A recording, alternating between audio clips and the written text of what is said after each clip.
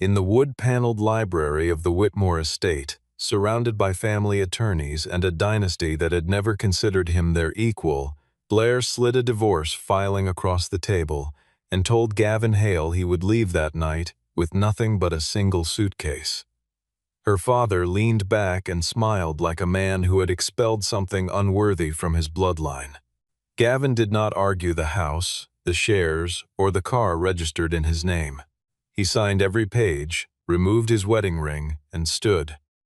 When the family attorney declared the Whitmores the clear winners, Gavin smiled and said 3 words, "Read Exhibit 12. The room went completely silent. Subscribe now, because the clause Gavin left behind will force every member of that family to come back and beg. The night it began publicly started not in a courtroom but on a stage, beneath lights that had cost more than most people earned in a year, in a ballroom at the Whitmore Aeromotive headquarters in Bloomfield Hills, Michigan. The company was announcing its pending acquisition by Atlas Dominion, a global energy and transportation conglomerate, for a sum of $6.8 billion. The largest transaction in Michigan's automotive industry in 2 decades. Gavin Hale stood at the far edge of the room, near the service corridor where staff moved quietly between trays of untouched hors d'oeuvres, and he watched his brother-in-law walk onto the stage to a standing ovation. Dorian Whitmore, 34 years old and impeccably dressed, accepted a handshake from the Atlas delegation and told every camera in the room that the breakthrough safety system at the heart of the deal had been the product of his vision, his team, and the relentless Whitmore pursuit of engineering excellence.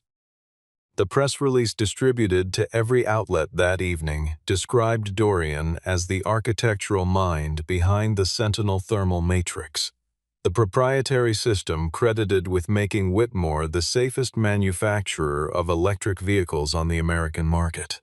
Gavin's name did not appear in the release, not on the program, not on the projected slides, and not in any of the technical summaries handed to Atlas's representatives as evidence of the company's intellectual property portfolio. Gavin had known this moment was coming because he had been watching the erasure happen slowly for 3 years, one document revision at a time, the way water carves stone, not through force but through endless patience. He did not interrupt Dorian's remarks. He did not seek out a microphone or pull aside one of the Atlas executives to correct the record. He stood where he was because Blair was on that stage too, seated in the front row with every evidence of authority, and because he understood that a public confrontation at the moment of her company's most important night would only be used as evidence that he was the problem, not the lie being told behind a podium. Camille Whitmore, 63 years old, and wearing the kind of confidence that only old money manufactures, found Gavin during the reception and introduced him to a group of institutional investors as Blair's husband, the one who stays home. One of those investors, a man who managed a fund worth more than several small nations, glanced at Gavin's dress shoes rather than his face, and then held out a set of car keys, apparently under the impression that Gavin was on staff as the evening's valet. Gavin held the keys for a moment, then set them down on the table beside the man's champagne glass and excused himself in silence. Blair had watched the exchange from 15 feet away and had said nothing, smiled politely at the investor, and turned back to her conversation as though the moment had not occurred. Later that evening, when the crowd had thinned and the lighting had been adjusted for the intimate dinner that followed the announcement, Gavin found Blair near the window of the main reception hall and asked her, quietly, why his name had been removed from the engineering attribution records that had been submitted to Atlas as part of the due diligence package. Blair did not look at him with guilt. She looked at him with the particular exhaustion of someone who had made a decision and resented being asked to justify it again. She told him this was not the moment to relitigate who deserved credit for what, and that the company needed to present a clean narrative to the buyers.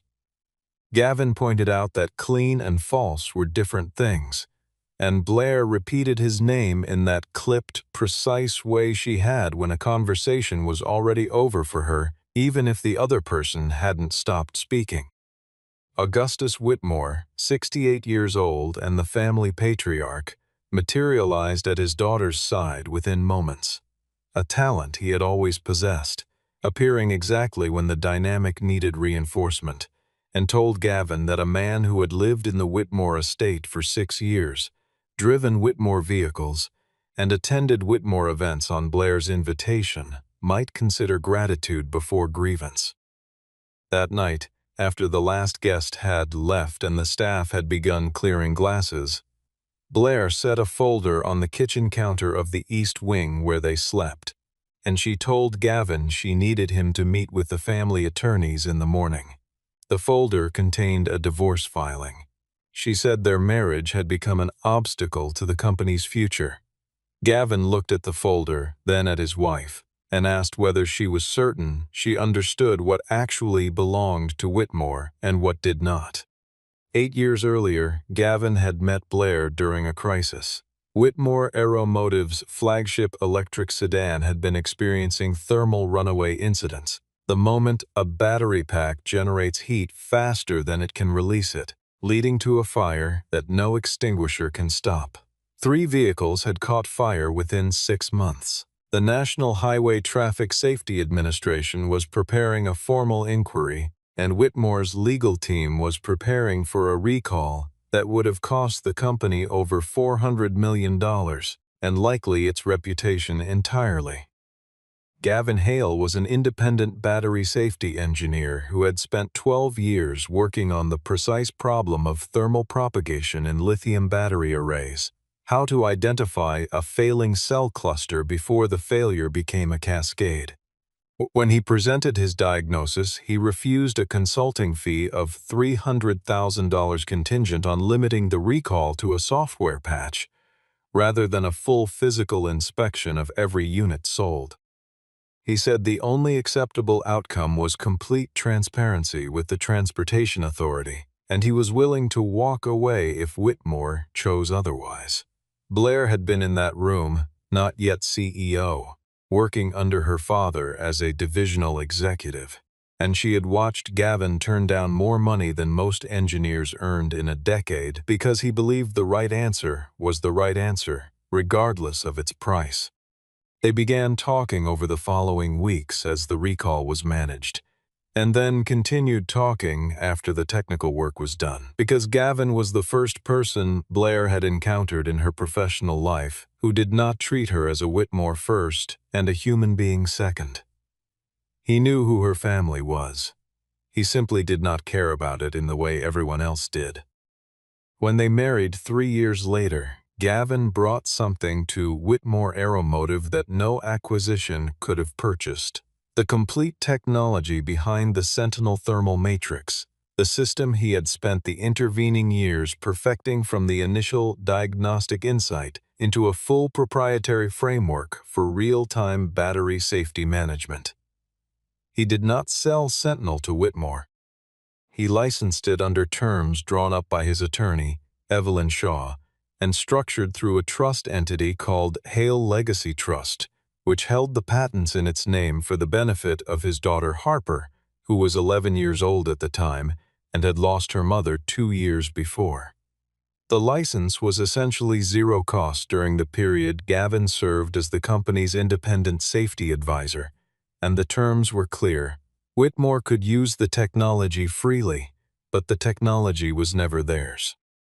Augustus had opposed the arrangement with a vehemence that never fully subsided, because the idea of something this central to the company's future being owned by a man he considered an outsider was a structural insult to everything he believed about how families and empires were built. He had simply never found a legal way to change it. What he had found, eventually, was a way around it. In the 3 years before the Atlas deal was announced, Dorian had quietly begun revising the internal attribution of Sentinel's development.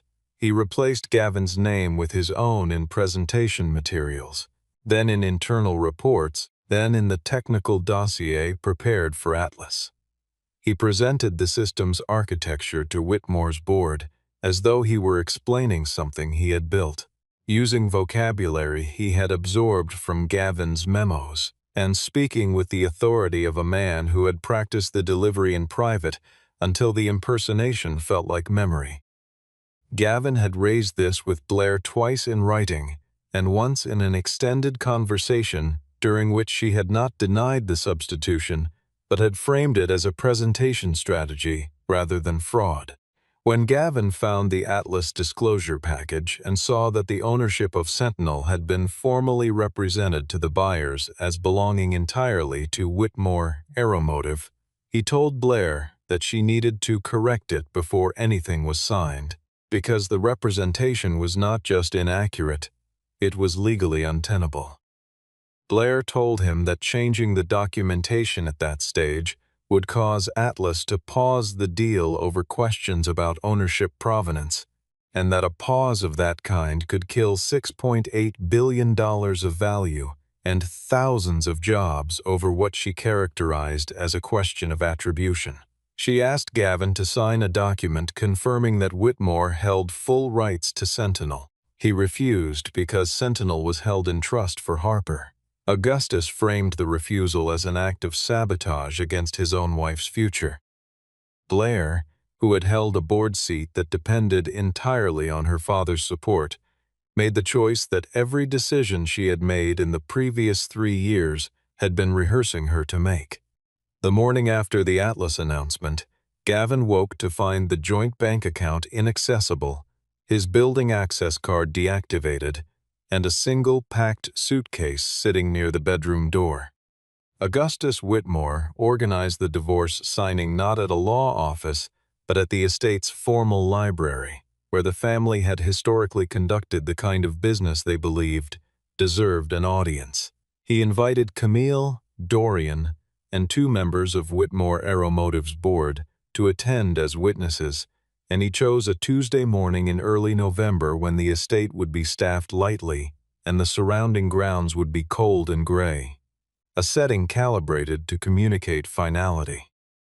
Preston Vale, 57 years old and Whitmore's senior commercial attorney, read through the terms of the settlement aloud in the patient, unhurried voice of a man who had done this before. The terms were thorough and, on the surface, clean. Gavin would not receive the estate, would not receive any portion of Blair's equity in Whitmore Aeromotive, would not receive any share of the proceeds from the Atlas transaction, would return the vehicle registered in the company's name along with all associated credit instruments and access credentials, would resign from his position as independent safety advisor effective immediately upon signing, and would not make any public statements claiming ownership or co-ownership of any technology developed during the marriage. Gavin read each page with the careful attention of a man who was not surprised by a single word on any of them, because he had read an earlier version of these same terms 2 weeks before in the documents Blair had left on the counter. He noticed, as Preston reached the final clauses, that the language around his resignation from the advisory position was unusually broad. It did not specify a transition period, did not reference any existing licensing arrangement, and did not acknowledge the existence of Hale Legacy Trust or the structure through which Sentinel had been made available to the company. He noted this in the same way a carpenter notes a structural gap in a frame, without alarm, because the gap was expected. Augustus, evidently reading Gavin's composure as uncertainty, made an additional offer not reflected in the prepared documents, $500,000 in personal funds, payable within 30 days, in exchange for a separate instrument assigning full patent rights in Sentinel to Whitmore Aeromotive. The offer told Gavin everything he needed to confirm.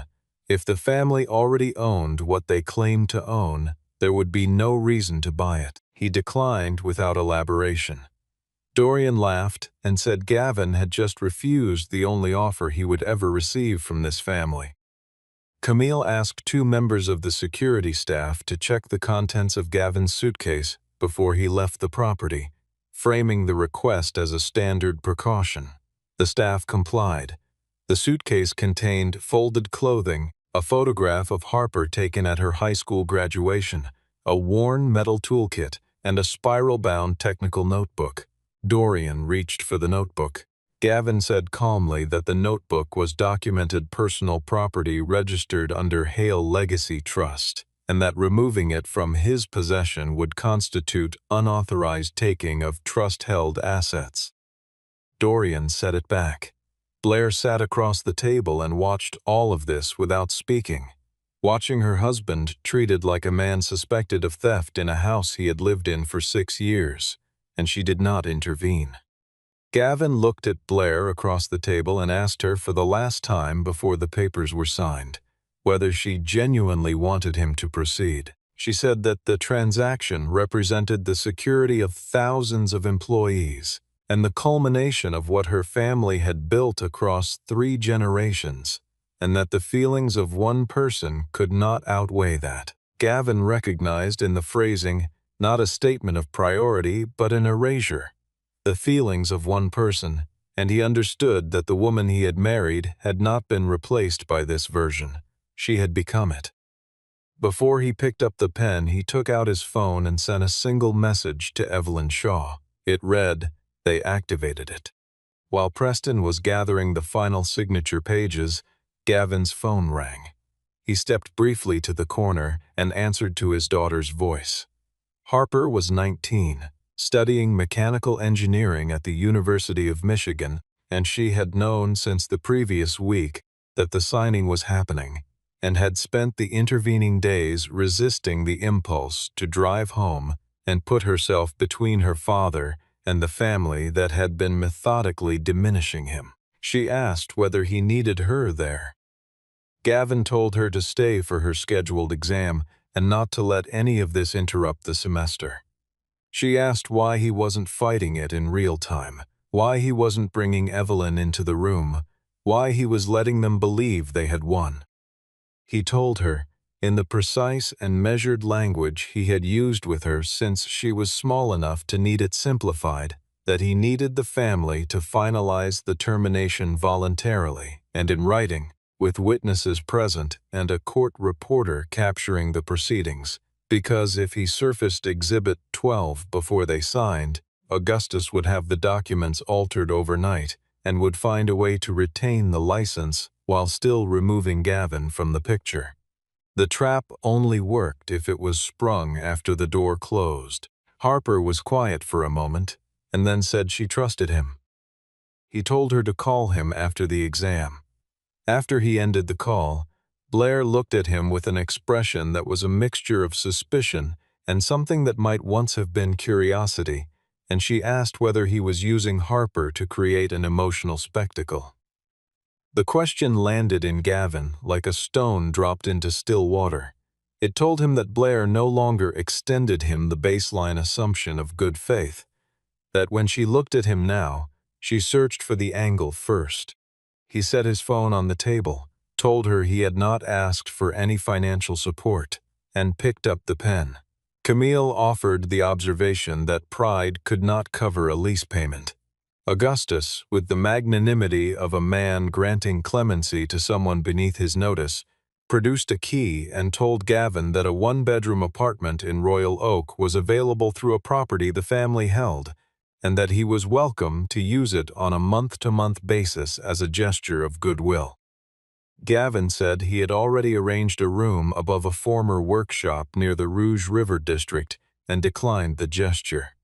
Dorian said that within 3 weeks Gavin would be standing outside the estate, asking to renegotiate. Gavin set down the pen for a moment and asked Preston to confirm 3 things clearly before the assembled witnesses: that the divorce would take effect at the moment of signing, that Gavin would be removed from all professional roles at Whitmore Aeromotive immediately and without a transition period, and that the company was formally declaring it held no further professional or contractual obligation to him. Preston confirmed all 3. Gavin signed each page, initialed each exhibit, and worked through the document without a single question or hesitation. When he lifted his hand from the last page, Blair was watching him with something that was not quite triumph and not quite peace. She asked why he was smiling. He said that he had just received the last element he needed, the signatures of the entire family confirming, before witnesses, that they had voluntarily and permanently terminated the professional relationship. Preston closed the portfolio and announced that as of that moment, Mr. Hale held no further interests of any kind in the Whitmore family, its assets, or its affiliated entities. Gavin rose from the table and said, "Read Exhibit 12. Augustus made a sound that was almost a laugh. He said that old boilerplate in a prenuptial annex was not going to change the outcome of a signed and witnessed divorce settlement. Dorian asked what, precisely, Gavin imagined a forgotten exhibit from a marriage contract was going to accomplish against $6.8 billion and the most powerful transaction attorneys in the state of Michigan. Preston Vale, because he was thorough in the way only experienced attorneys manage to be thorough, opened the referenced exhibits file, a technical attachment incorporated by reference into the prenuptial agreement, and began reading Exhibit 12. The room was quiet in the way rooms go quiet when the person reading is reading more slowly and more carefully than they intended to begin. The exhibit was 6 pages, signed by Augustus Whitmore, Blair Whitmore, and 2 sitting board members, and its language was precise. The Sentinel thermal matrix system and all associated patents, derivatives, and algorithmic structures remained the exclusive property of Hale Legacy Trust and were licensed to Whitmore Aeromotive solely during the period in which Gavin Hale held an active role as the company's independent safety advisor. The license was granted at no cost, but was conditioned on that role. Any action taken to remove Gavin from that role without the written consent of Hale Legacy Trust would trigger an automatic and immediate termination of the license. Any corporate transaction that transferred operational control of Whitmore Aeromotive to a third party required a separate confirmation instrument from the patent holder before the transaction could be deemed complete. Preston set the exhibit down on the table and picked up the divorce settlement, which the entire room had just signed and witnessed.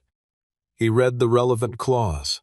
The settlement required Gavin's immediate removal from all professional roles and included the company's formal declaration of no remaining obligation to him. He looked at the exhibit. He looked at the settlement. He set both documents side by side and was quiet for approximately 8 seconds. Augustus said that a board resolution from the prior year had formally transferred all rights in Sentinel from the trust to the company, that the exhibit was superseded. Gavin asked Preston whether that board resolution carried the signature of Hale Legacy Trust's trustee or had been filed with the United States Patent and Trademark Office as a registered assignment of intellectual property rights. Preston looked through the portfolio he had brought. He looked through it again. He said, in the careful voice of an attorney who does not say what he has not confirmed, that he did not see evidence of either.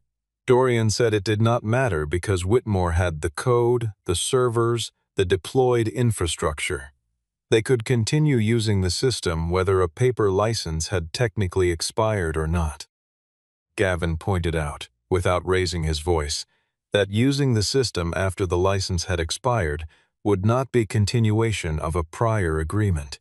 It would be willful infringement, which under federal patent law carried per-violation damages calculated at the higher end, precisely because willfulness had been established. He also pointed out that the disclosure package submitted to Atlas Dominion represented Whitmore as the exclusive owner of Sentinel, as a condition of the purchase price, and that representation was now, as of the moment the divorce settlement was signed, demonstrably false. Preston understood before anyone else in the room. He knew that if Atlas discovered this discrepancy in its own due diligence review, and Atlas employed attorneys as experienced as he was. The company could invoke fraudulent misrepresentation and walk away entirely. He stepped out briefly and returned with confirmation. Atlas had scheduled an ownership verification review for 8 o'clock the following morning. Without a valid license from Gavin, the sale could not close as structured. The company's valuation would be reassessed against a technology base that no longer included Sentinel, which meant against a safety profile that most of its new production line could not meet without it. The people who had been smiling 20 minutes ago were no longer smiling. Camille asked Gavin how much he wanted. Dorian said he would arrange for the car to be transferred back into Gavin's name by the end of the day. Augustus stood and told Preston to identify a legal mechanism to nullify the divorce settlement retroactively. Preston said there was no such mechanism that could be applied unilaterally to a fully executed agreement signed by all parties and witnessed by a court reporter. Gavin picked up his suitcase, said nothing, and walked toward the library door. Augustus called after him using his name, his actual given name, for the first time in 6 years of encounters in which the man had called him the battery man, the mechanic, the one who fixes things, and various other titles intended to communicate that a man without inherited wealth was a man without a real name. "Gavin," he said, "we need to discuss this." Gavin reached the door and did not turn around. He said, "You had 6 years to have that conversation." Gavin left the estate in a car belonging to a former colleague because the divorce terms had been explicit about his obligation to return the vehicle he had been using, and he had honored them precisely, which was exactly the kind of behavior that made what came next very difficult for anyone to frame as bad faith. The Whitmore family convened an emergency meeting in the dining room within 40 minutes of his departure. Dorian proposed that the engineering team immediately begin working on a version of the Sentinel architecture under a new internal name, rebuilt from the deployed codebase already running in the company's production vehicles. The engineering director told Dorian that the system contained a distributed authentication structure that updated itself periodically through servers registered to Hale Legacy Trust. The update cycle was not cosmetic. The authentication layer was integral to the thermal regulation logic, and without authorization from the trust, the safety verification updates would cease to propagate within 72 hours of the license expiration. The vehicles already sold and in use on American roads would continue to function. The system was stable in deployment, but Whitmore could not manufacture, test, certify, or sell any new vehicle using the Sentinel architecture without a valid authorization key, and the authorization key lived on servers it did not own. Atlas Dominion's acquisition team sent a formal request for clarification of the ownership structure within 3 hours of the morning meeting. Augustus instructed Blair to call Gavin directly and propose a resolution. Gavin did not answer when Blair called. He was moving into a rented room on the 2nd floor of a former machine shop off Michigan Avenue, a folding cot, a small writing table, a window overlooking a loading dock. He had walked out of the Whitmore estate with the suitcase the security team had already searched, and his financial position consisted of a checking account he had maintained independently throughout the marriage. Evelyn Shaw arrived at the workshop the following morning with a document case and a paper cup of coffee. She spread the original signed copies of Exhibit 12 on the writing table and confirmed that Gavin's legal position was precisely what he had understood it to be. She also told him to prepare himself for Whitmore's next move, which would not be legal in nature. 3 days later, a source described in media coverage as someone close to Whitmore Aeromotive's leadership told 2 financial journalists that Gavin Hale had engineered the divorce specifically to use a licensing technicality as leverage in a personal dispute, that he was in essence holding thousands of jobs hostage over wounded pride. One wire service ran the story under a headline describing him as a disgruntled former spouse attempting to extract a windfall from a pending acquisition. A second outlet produced a longer piece featuring unnamed board members, calling him a contractor who had confused a consulting arrangement with ownership. Blair did not distribute these stories. She also did not correct them. Gavin was standing outside the workshop one morning when a stranger shouted at him from across the street, repeating language from the coverage almost verbatim.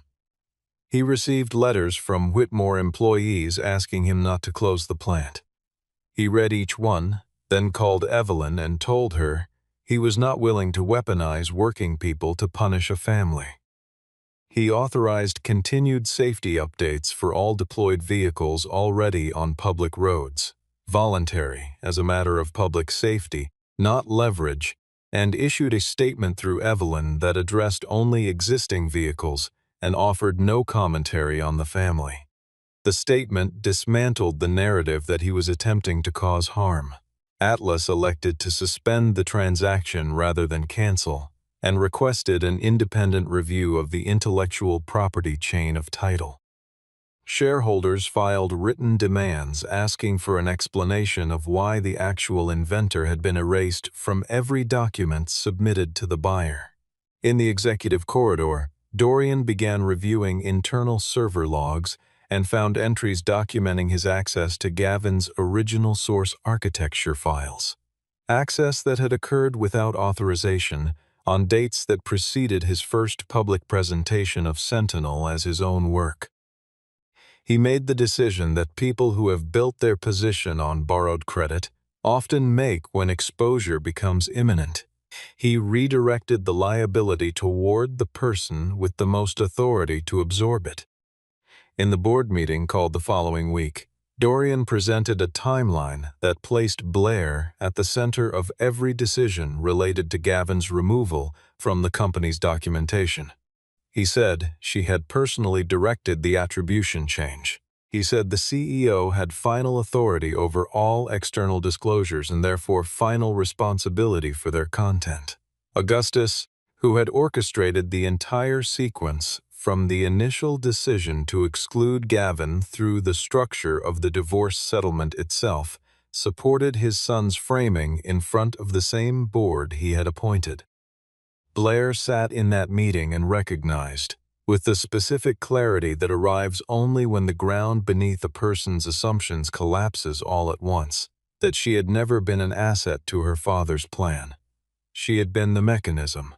Preston Vale, who had been retained for decades by Augustus personally, obtained copies of the internal communications that had passed between Augustus and Dorian in the months before the Atlas announcement.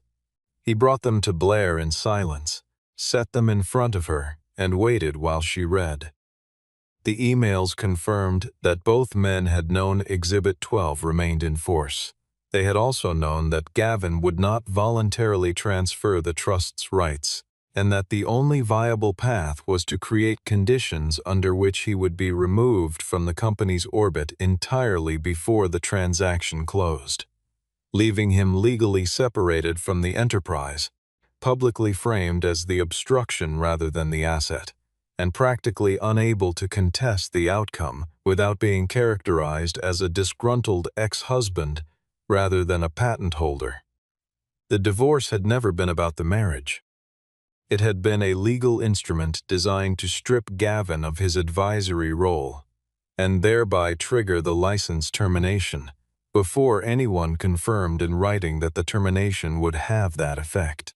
Blair remembered a dinner 2 years earlier, at which Gavin had placed a printed email in front of her and explained, with patient precision, that Dorian had been submitting safety certification reports that omitted known defect data. She had told Gavin that he was misreading internal communication practices and that Dorian's reports went through a review process. She had told herself that she was protecting the company from family conflict. She had been protecting the approval of a father who had designed the entire situation to end with her signature on a document that expelled her husband. Atlas Dominion required a joint meeting involving Gavin, Blair, and the full board within 5 business days. Gavin arrived with Evelyn Shaw and presented the complete development history of Sentinel.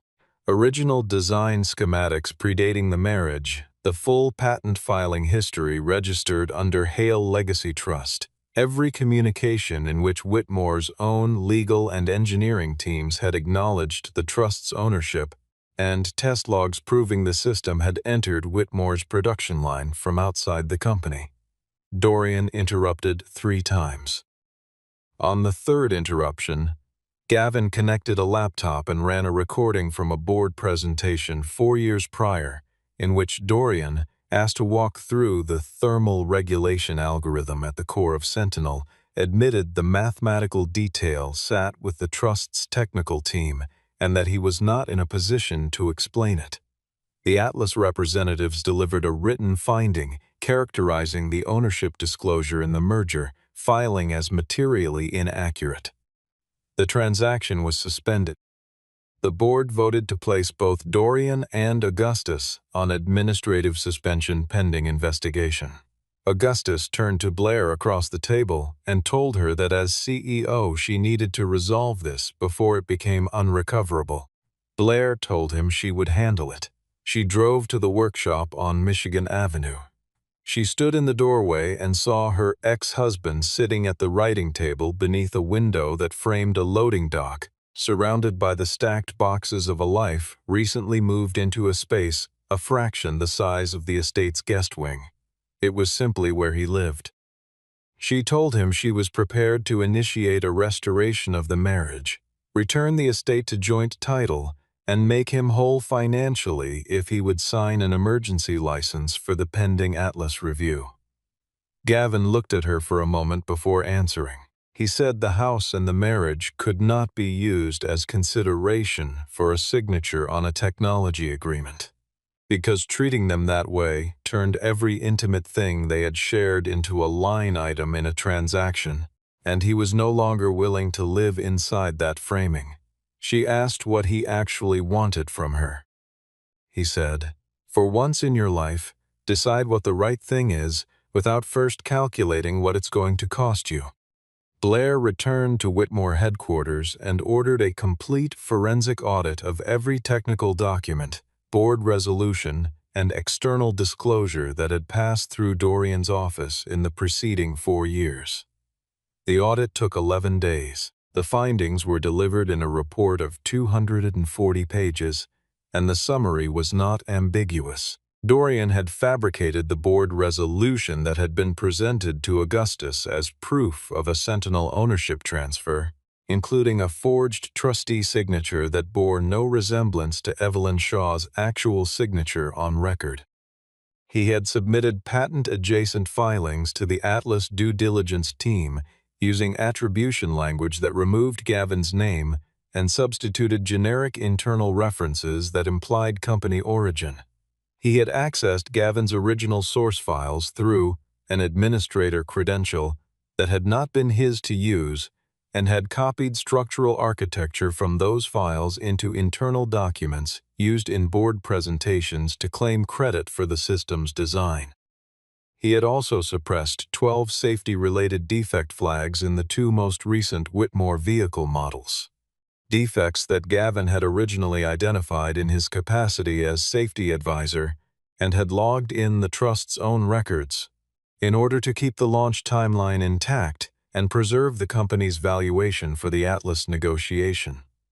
Augustus had reviewed a summary of the defect situation and had authorized the suppression in writing.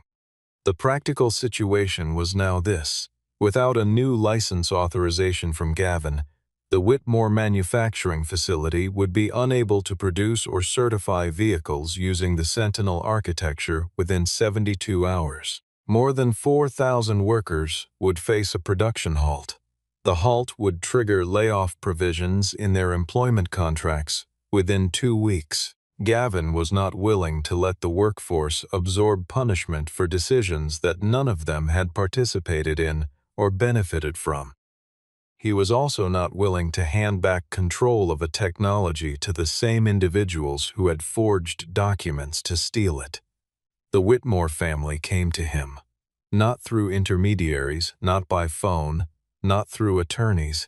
They came to the workshop on Michigan Avenue, all of them, on a cold morning with a forecast of early snow, and they stood in the parking area outside the loading dock where he had been working at a portable desk with a space heater 3 feet from his chair. Augustus Whitmore, who had called him the battery man and the mechanic, and every variation of diminution available to a wealthy man's vocabulary, stood in a former machine shop and waited. Camille had brought the estate key and a vehicle transfer document. Augustus made an offer of $50 million from personal holdings and a vice president position.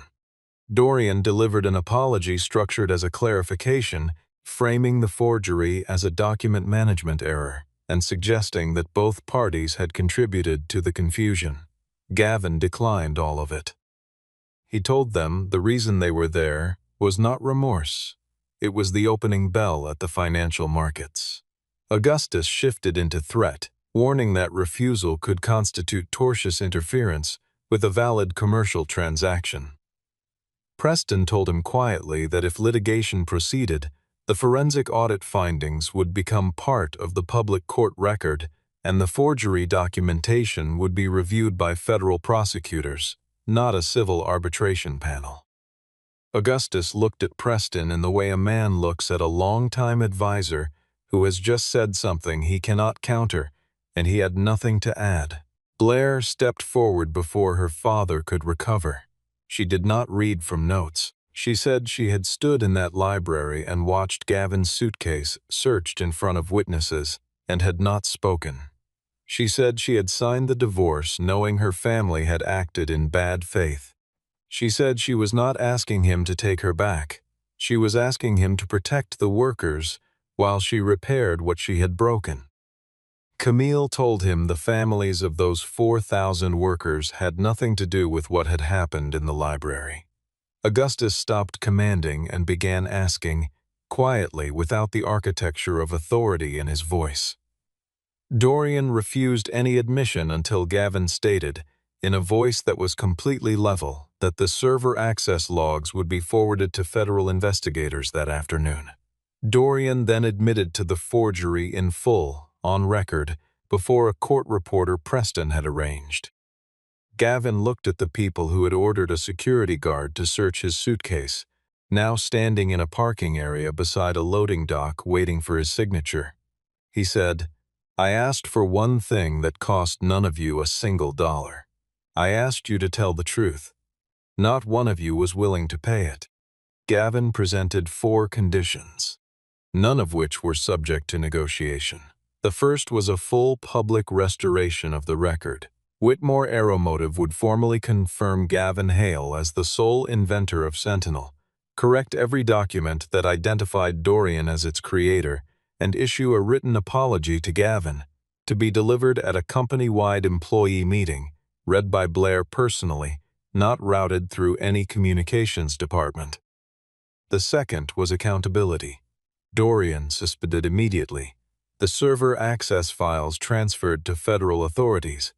Augustus resigned from the board, and neither man received departure compensation from company funds. The third was the protection of workers.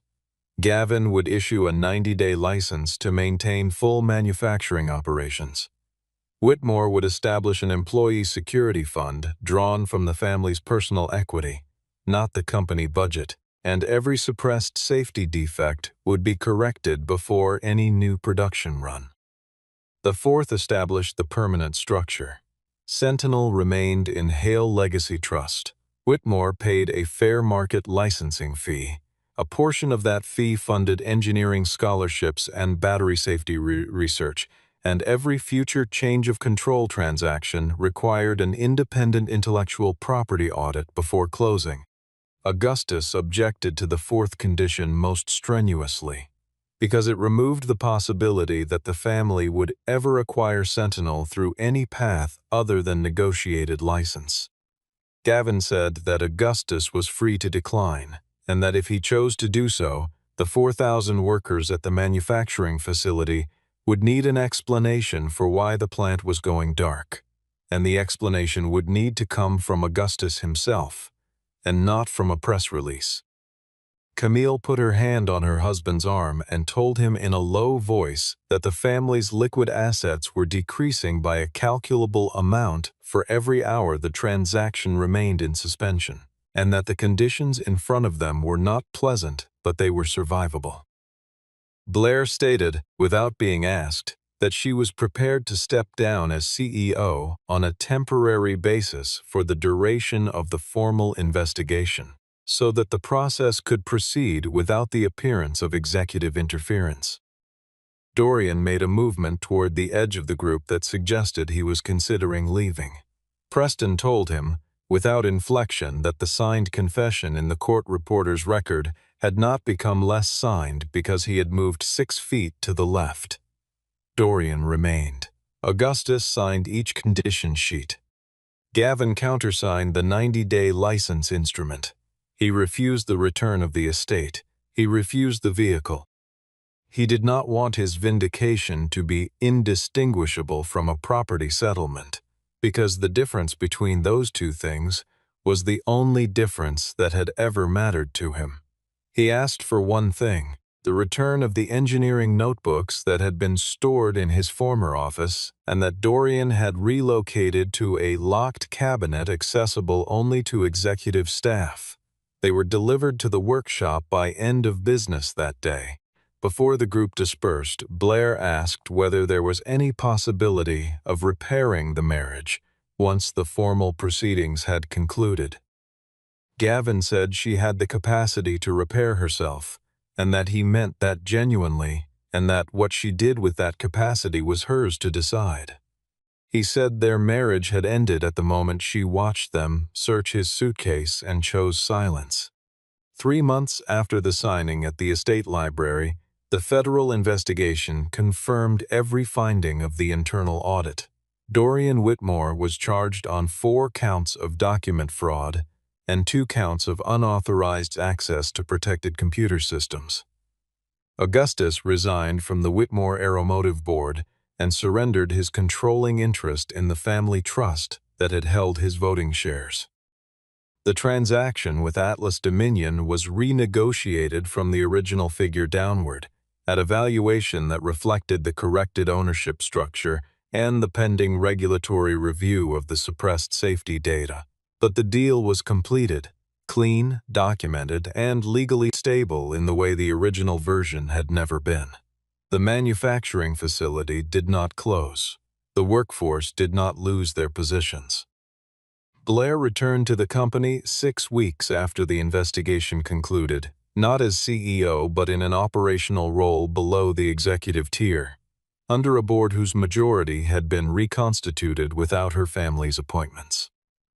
At a company-wide meeting held in the same presentation hall where Dorian had stood at a podium and claimed credit for another man's decade of work, Blair read a prepared statement in front of every employee and a room of cameras. The name displayed on the presentation screen behind her, in the same position where Dorian's name had appeared at the Atlas announcement event, read Gavin Hale. The statement confirmed that the Sentinel thermal matrix system had been invented solely by Gavin Hale, that the attribution in all previous company materials had been inaccurate and would be corrected in every public and regulatory filing, and that the board wished to express its acknowledgement of the harm done to Mr. Hale and his family's trust through the events of the preceding year. Gavin was not in the room when Blair read those words. He had filed the incorporation documents for Hale Safety Systems 2 weeks after the signing, from the writing table in the rented room above the machine shop, using a lamp that tilted slightly to one side, and a chair he had borrowed from the building's owner. Within the first 30 days after the company's existence became publicly known, primarily through the federal filings, not through any announcement Gavin made, 14 engineers contacted him to express interest in joining. Most of them had worked at Whitmore. Several had been in the room the night of the Atlas announcement, standing at the edge of the ballroom, watching Dorian accept a standing ovation for work that had not been his. On the day Hale Safety Systems opened its first research facility in a converted industrial building near the Detroit River, Harper drove in from Ann Arbor and stood beside her father while the small gathering of employees and partners moved through the space. She asked him whether any part of him missed the estate, the scale of the life, the insulation from ordinary difficulty that the Whitmore world had provided for 6 years.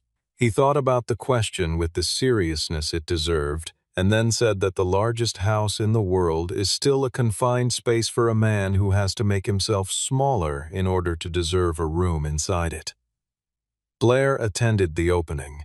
She did not take the stage and did not seek out conversation with the assembled group. She found Gavin near the end of the event, in a quieter part of the building, and handed him the technical notebook that Dorian had reached for at the signing table, the one Gavin had identified as trust property. She had retrieved it herself from the executive cabinet after the investigation concluded. She turned to Harper, who was standing nearby, and said that she owed her an apology for allowing her family to treat her father as a suspect in his own home.